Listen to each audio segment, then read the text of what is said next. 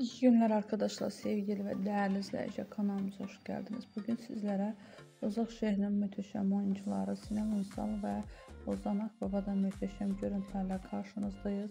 Dizinin güzel görüntülerin devamı gelmesi istiyorsanız kanalımıza abone olmayı unutmayın. Hoşçakalın arkadaşlar, bizden bu kadar.